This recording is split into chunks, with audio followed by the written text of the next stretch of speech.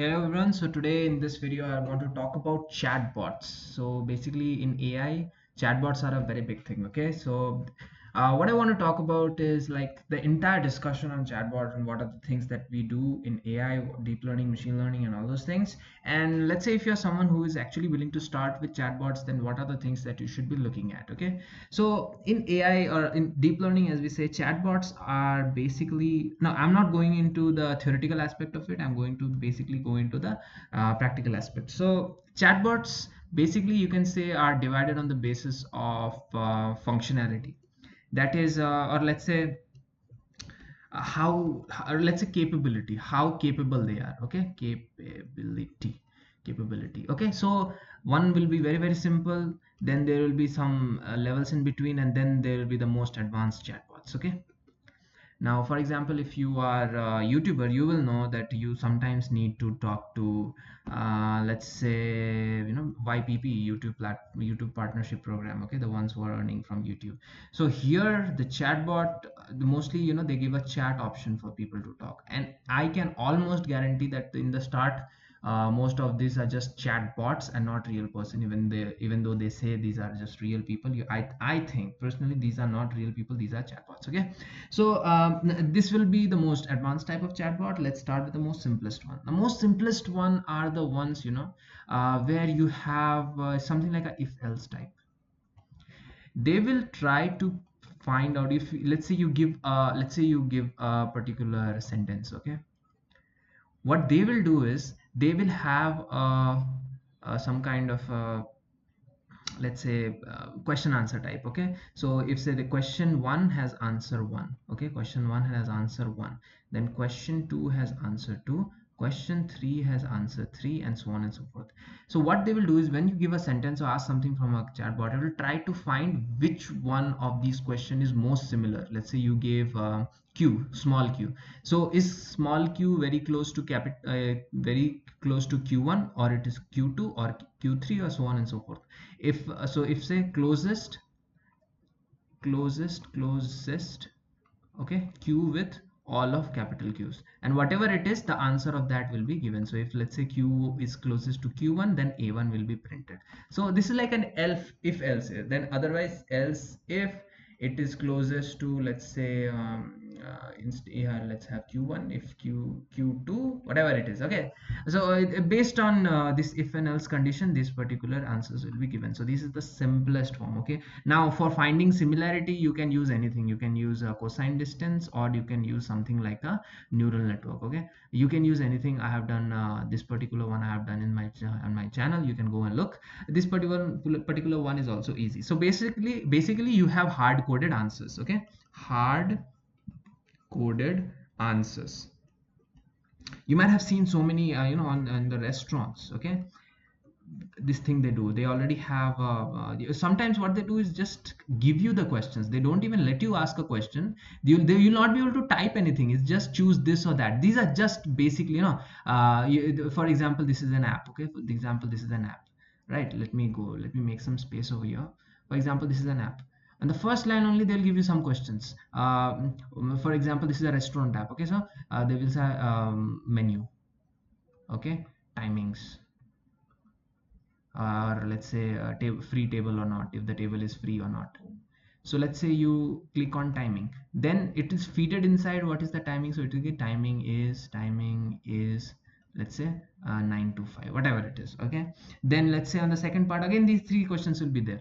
Or let's say if internal timing, if you clicked on timing, it will ask you morning or evening. You say evening, so it says evening timings are let's say 3 to 5, whatever. So basically you don't have to type anything. It's just if and else with a UI. That is what it is. Okay, but it's a tree. So on the first level you have menu, you have timing, and here you have free table.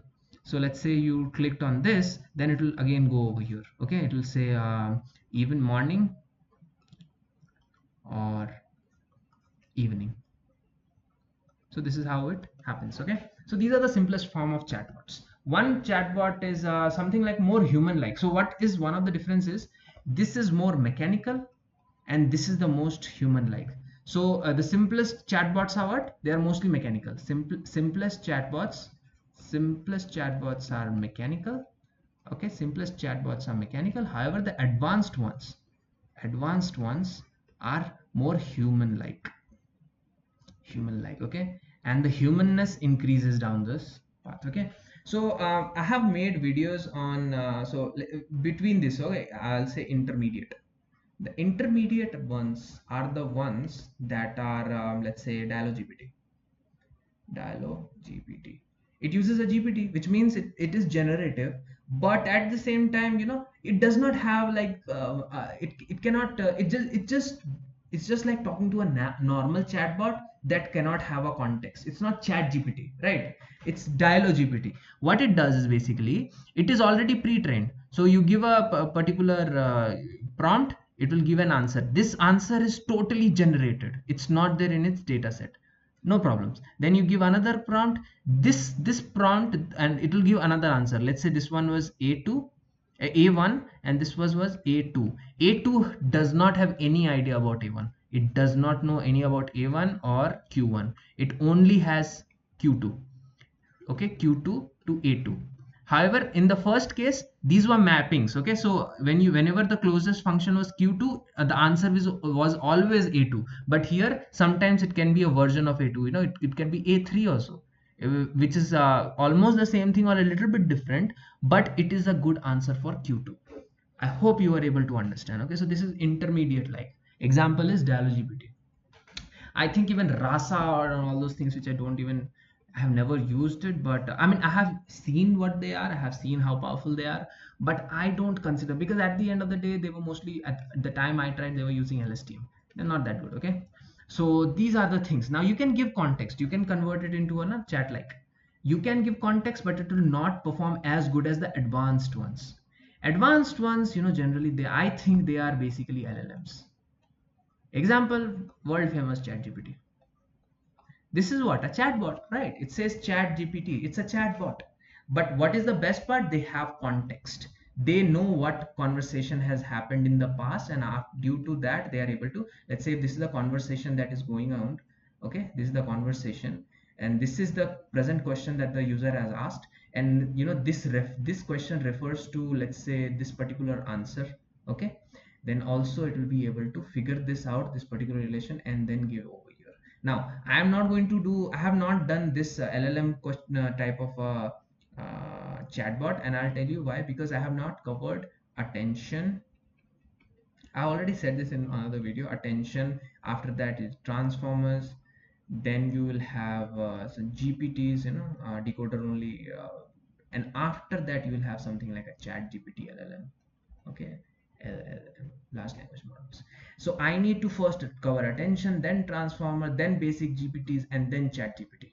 Okay, so I have some things, some time to cover this. I need some time to cover this. That's why I'm not doing this. So broadly you can classify chatbots into these, but again, theoretically, if you go, there are many ways of doing it, but I'm just giving you the way in which practical implementation of chatbots are there. Now obviously there are some cloud chatbots, okay, and cloud chatbots like IBM Watson is there.